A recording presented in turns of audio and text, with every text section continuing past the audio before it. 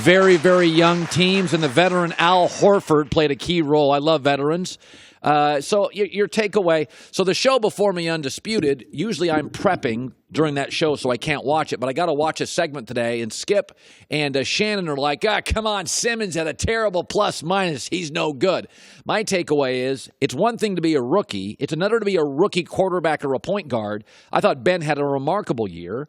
I think he's only going to get better, and I think you look up in this series, and it's 18, 8, 6, shot 53%. He wasn't good situationally. Brad Stevens had a lot to do with that. I thought he accounted for himself in these playoffs well. Did you? Yeah, he obviously didn't have a great series, but I'm with you. I've heard people say today, Skip was saying, and Chris Carter said on First Things First, they don't think he's a point guard. You know, I still think he is a point guard. Obviously, there were times when they were better with T.J. McConnell in and Ben off the ball or off the court. But look, I attribute that to youth. He's never played point guard exclusively in his life. That's right. His first year playing the position, he's a rookie in the NBA.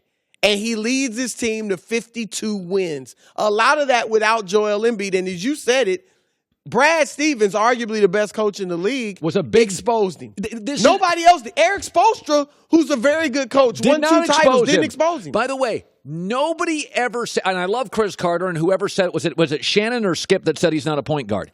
Well, Skip implied it or said he's not sure. So nobody said that all year until this series. Why? Because of Brad Stevens. Yep. Great coaches. This is what Belichick does to rookie quarterbacks. Have you ever seen the stat, Belichick against rookie quarterbacks? He just eats them alive. When you face great coaching, it exposes your weakness. Yep. That's what a great boxer does. He finds your hole. It's what a great pitcher. That's why Floyd Mayweather's so great. You're right. He finds your weakness. This is what a great pitcher does. Okay, where's that little box that the great hitter can't hit under the hands? Great coaches and players find your weakness, and then they repetitively, Roger Federer, Serena, they just go after it over and over. It's what Nick Saban does. Brad Stevens is like, kid can't shoot. He doesn't trust his jumper. And now suddenly we're all like, kid can't play. The kid, go look at the other point guards, Chris. They're all shooting like 38%. Dennis Mitchell, Lonzo Ball. We love these guys. They're De'Aaron Fox. Yep. They're struggling in this league right now. He's going to be fine, and I think this is good for him because in the summer, he obviously has to work on the jump shot and his foul shooting. But he'll also, I think he's going to get with some people and really, like you said, start to look at situational things. Because Philadelphia coulda, I could even say shoulda won this series 4-1. Yes. They blew 3 games at the end of games. Listen, most 4-1 series, Houston-Utah, there is an athletic gap. When you're watching Minnesota-Houston, there was an analytical and there's a gap.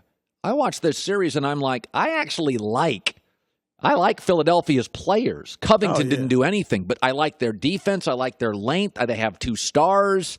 They just didn't execute at the end game. That's right. And Boston did. And some of that, I like Brett Brown. I think his job should be secure. He should be back next year.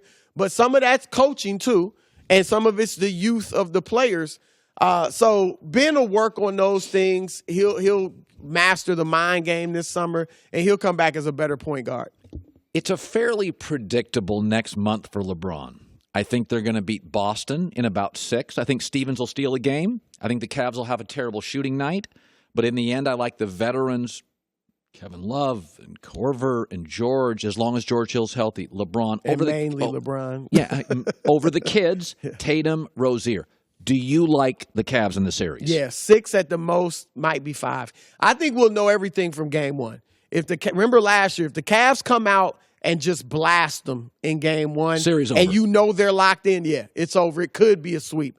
If they come out and it's a tough game 1, maybe they lose, then you could be in for 6. I don't see 7 games, but probably a tough 6. Okay, then Golden State, Houston. You like Houston more than I do. I think Houston is going to push back. It'll be a good series. I think Golden State's a dynasty. Whenever we have dynasties, Bulls, against very good teams, even with an MVP Utah Jazz, generally it's a 5 or a 6 gamer, the dynasty wins. Where do you land on that series? Yeah, I've got Golden State. I give Houston a 20% chance.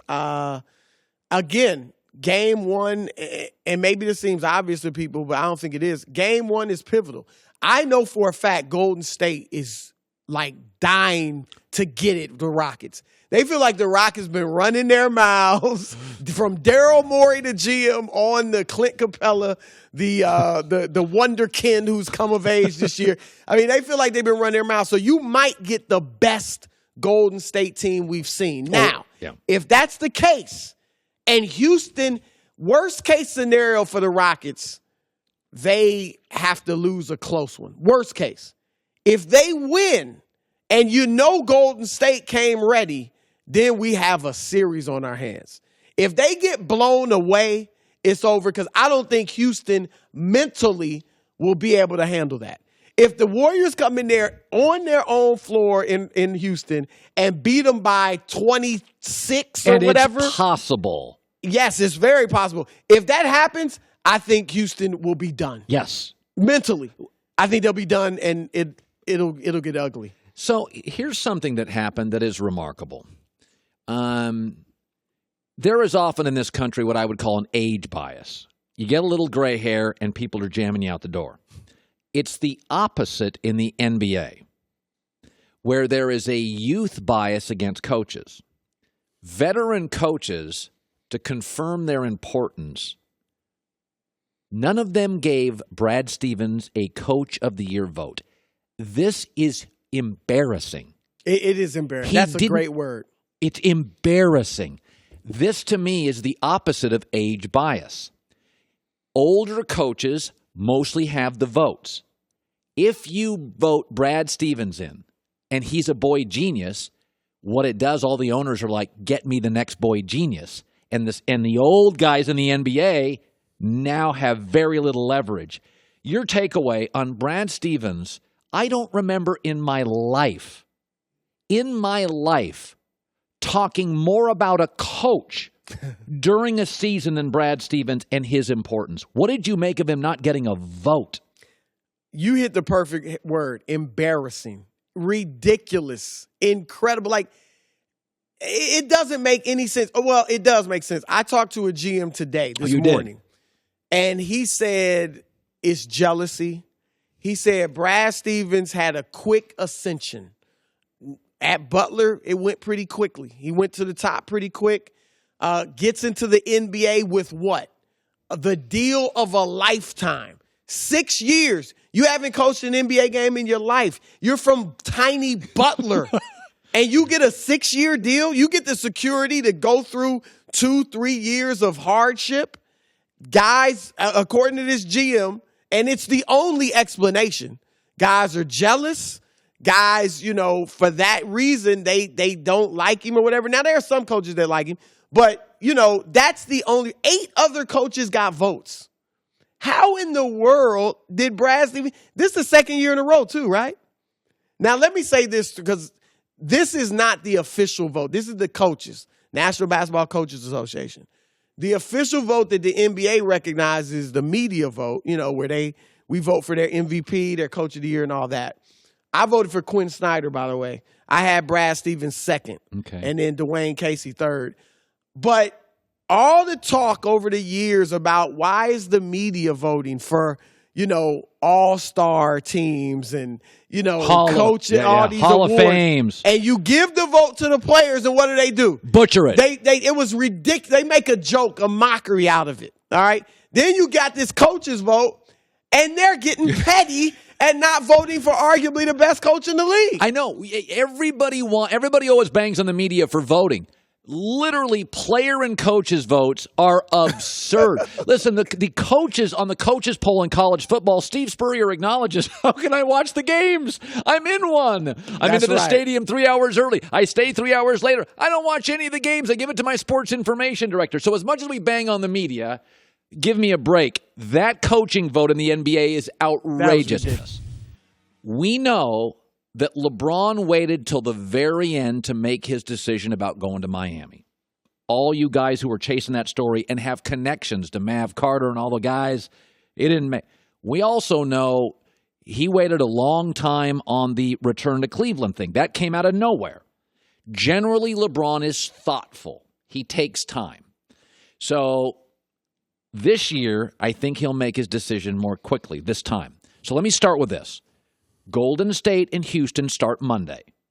Most people like Golden State. I like Golden State. If you look at these playoffs, Harden and Chris Paul have not been great together that often. They've had a couple nights like that, but mostly it's been Harden was great, Chris was pretty good. Harden was great, Chris was struggling. Chris was great, Harden struggled. So they both have to be at their best, like Barkley said, for them to have a chance every night. So I start with that. Then I move into this. Steph Curry has missed 6 playoff games this year. The Warriors are shooting 33% on threes, second worst of any team in the playoffs. They have the, I would say, complacency challenge in that they are the dynasty and they've been heavy favorites in games. And they're steamrolling people. If they steamroll Houston, it is the league Adam Silver's worst nightmare. Because remember, when Kevin Durant went to Golden State, Adam Silver said, quote, "To be clear, I do not think this is ideal from a league standpoint. For me, we have to redo the CBA." So it's bad news if Golden State clocks Houston and sweeps the Cavs. This is, though, where LeBron sees it differently. Here's how it lands for LeBron. Now, what is the one thing about LeBron? Why did he go to Miami? Why did he come back to Cleveland? He was needed. Exactly. He was needed. If Golden State throttles Houston, it's bad news for Adam Silver. But LeBron's like, I can now go to 2 Hall of Famers, be the difference.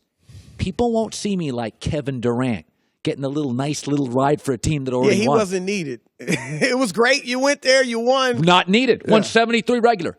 If they get throttled, it is the perfect destination where he gets something he likes, great players, something he likes, veterans, something he likes, genius GM, something he likes. A place where he is the difference to a title. It makes Philly and Los Angeles look young and less substantial. Am I nuts? Not nuts. It's not bad. There are a couple problems. One, you do go to the West. And look, LeBron, Chris Paul, James Harden would be phenomenal. And you'd have to put them right there with the Golden State, right? You're talking about come on now. 2 titans right there. But you are in the West. And you might get beat by Golden State. You might not get to the finals. And the question, too, is fit. Now, I didn't think Chris would fit this well, and he's obviously fit in swimmingly. Smart guys generally make it work, Chris. Yeah. I'm not saying it wouldn't work. LeBron is a smart player. He know what he needs to do. But it would be interesting. That'd be a tough fit because I think Philly's a better fit because if Ben Simmons is on the ball, it's not like I'm asking LeBron to spot up at the 3-point line and wait for the rock. But that's a young team. If you look at Houston, though, when you don't have the ball, even Chris Paul, you spot up and you wait. And one guy, Harden, shakes it up, does all his dancing and either shoots, scores, or gives it to you. In Philly, you could be off the ball at the elbow, on the block, on the baseline. You're cutting. They don't necessarily do that in Houston. Now, maybe Mike D'Antoni would switch it up a little bit. He's not known to do that. No. He usually goes with his system no matter what. Yeah. And Philly is in the East. That's a big thing. Now, Boston's going to be better. Yeah. But that's really all you have to worry about in the East. Well, what timeout? If you're on Houston, who the hell do you have to worry about in the West outside of Golden State? But that Golden State's still better than Boston. And San Antonio, who knows if they get it together. By next year, Kyrie, Tatum, Brown, Horford, Hayward. They're going to be as good as Golden State? They're going to be every bit as good. By the way, you don't think... Only if Golden State routs Cleveland this summer and then gets just completely complacent. And they're going to battle. Like, if they win it this year, which we think they will, they are going to battle. They battled this year with the regular season, the drudgery. I don't think you understand. It could be tough. I get the best coach in the league. I get a Hall of Famer in Kyrie. I get 2 players, Jaylen Brown and Tatum, who look like in the East All-Stars. I get Al Horford, who's been great. I get Gordon Hayward, who's a 22-point-a-game scorer. You don't think that team is going to give Golden State I think that team's – I have them next year. It is a coin flip based on health going into the finals. If LeBron goes to Philly, you think that Boston team is better than Philly? I think it's really close because I think Simmons and LeBron Boston's are weird. Good, but Philly I think would be better. Here's the thing, and I'm glad you brought that up because like you, I love Brad Stevens. He's phenomenal, no questions about it. However, the one thing we have not seen, and I'm not saying he can't do it, but at Butler, what do you get? Marginal Division I players, not the blue chippers. In Boston thus far, he's had good players, but not superstars. Now, Kyrie is a superstar, but he only played 2/3 of the season. So you don't have superstars. There are coaches in the NBA who maximize marginal or good talent. Oh, come on. Hold on. They take it to the ceiling, to the roof. Scott, they make these guys better than you ever thought they could do. Thibodeau did that in Chicago. They ain't doing it now with good players. Give them superstars, though. Give them superstars, and some don't even not only maximize that talent, some hinder it because they overcoach. Now, we haven't seen Brad Stevens with superstars. Let's just see what he does with superstars. I will say this because you're looking at 10 seconds left. All right. He doesn't overcoach. He doesn't micromanage on the court, so I think he will be able to coach superstars well. But it remains to be seen. I love my theory. Remains to be It's decent. Hi, everybody. Thanks for watching. Subscribe here to get the latest from the show. Also, be sure to check out more of the best clips from The Herd or go watch a few segments from other shows on FS1.